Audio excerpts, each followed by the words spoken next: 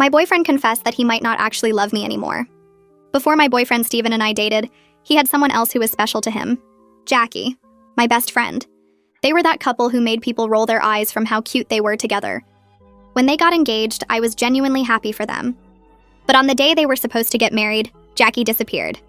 There was no call, no text, no explanation, just gone. And Steven was completely destroyed. I stayed with him that entire month just making sure he didn't do anything stupid. And soon, something between us shifted. 8 months later, we started dating and we've been going steady ever since. Until 2 nights ago when Jackie came back abruptly. I didn't even know she was in town until I saw how Steven was acting like a complete mess all day. Distracted, forgetful, just absolutely out of it. He'd forget we had plans. He'd stare at his phone during dinner. He'd zone out mid-conversation like his mind was somewhere else entirely. And it worried me. So that evening, I finally asked him, "Is everything okay?" He stared at me with wide eyes, suddenly out of the weird trance, and flashed a smile. "I'm fine," he said, clearly a lie. "Is it because Jackie's back in town? I mean, I heard from my mom, but I don't want to talk about her," he snapped. My heart jumped at the sharpness of his words. It was the first time he'd ever spoken to me like that. I bit my lip trying to fight back tears and asked quietly, "Steven, do you still love me?" His face softened immediately. He pulled me into a hug and said yes.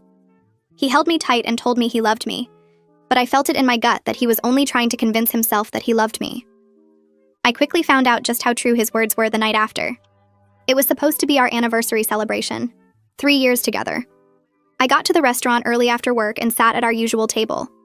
I ordered his favorite wine, laid out the gift I got for him on the table, and waited. An hour passed and I was still there waiting, checking my phone every 2 minutes, worried that something bad happened to him. After 3 hours of sitting there, I finally got a text. "Sorry, can't make it. Something came up." That was it.